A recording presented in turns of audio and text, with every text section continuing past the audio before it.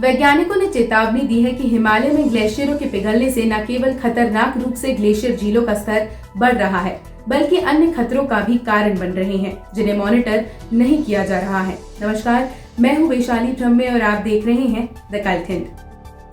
Global warming से करोड़ों ton बर्फ पिघल चुका है। जानकारों का मानना है कि उत्तराखंड के चमोली में हाल ही में आई भयानक तबाही इसका सबसे ताजा उदाहरण है।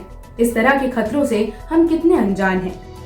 अमेरिका के वरिष्ठ भूवैज्ञानिक और हिमालय में कई आपदाओं पर शोध करने वाले जेफरी कार्चल कहते हैं कि ऐसे खतरों के संदर्भ में वास्तव में क्या हो रहा है, इसकी कोई व्यापक समझ नहीं है। हम तभी सक्रिय हो जाते हैं जब उत्तराखंड जैसी घटनाएं होती हैं। हम ग्लेशियर से होने वाले इस तरह के खतरों पर निगरानी नहीं रखते।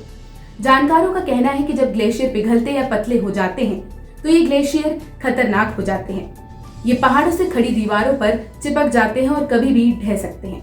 ये भी संभव है कि पतले ग्लेशियर पहाड़ के नीचे और उसके आसपास की जमीन को अस्थिर कर दे। इससे भूसंकलन, चट्टान गिरने जैसी घटनाएं हो सकती है। संभव ये भी है कि पूरी पहाड़ी का ढलना यानी माउंटेन स्लोप भी हो सकता है। भारतीय प्रौद्योगिक संस्थान इंदौर के ग्लेशियरोलॉजिस्ट मोहम्मद फारूक आजम कहते हैं कि हिमालय और हिंदू कुश क्षेत्र में 50,000 से अधिक ग्लेशियर हैं और उनमें से सिर्फ 30 का ही अवलोकन किया जा रहा है। इनमें फील्ड स्टडी भी शामिल है। वैज्ञानिकों का कहना है कि दुनिया के सबसे नई पर्वत श्रृंखला हिमालय लगातार बढ़ रहा है और भूकंप कई बार पहाड़ों के ढलने को अव्यवस्थित कर देता है। जलवायु परिवर्तन के मद्देनजर बर्फबारी और वर्षा के पैटर्न बदलने से पहाड़ अधिक कमजोर हो जाते हैं और ग्लेशियर में ग्लोबल वार्मिंग से हो रहे परिवर्तन चीजों को और बदतर बना देते हैं। साल 2016 में तिब्बत के अरु पर्वत पर एक ग्लेशियर अचानक ढह गया था। इससे भारी हिमस्खलन हुआ था, जिसमें 9 लोगों और सैकड़ों पशुओं की मौत हो गई थी। 2012 में पाकिस्तान प्रशासित कश्मीर के सियाचिन ग्लेशियर में हुई एक दुर्घटना से लगभग 140 लोग मारे गए थे, जिसमें से अधिकांश पाकिस्तानी सैनिक थे। विशेषज्ञों का कहना है कि ये एक बर्फ चट्टान हिमस्खलन था, लेकिन घटना का कारण अभी तक पक्के तौर पर स्थापित नहीं किया जा सकता है। पश्चिमी हिमालय सहित पामिर काराकोरम के पूर्वी भाग और हिंदू कुश पर्वत श्रृंखला के दक्षिणी हिस्से सहित एशिया के कुछ ऊंचे पर्वतीय क्षेत्रों पर किया गया हालिया अध्ययन बताता है कि 1999 से 2018 के बढ़ते भूसंकलन का बड़ा कारण ग्लेशियर का पिघलना है।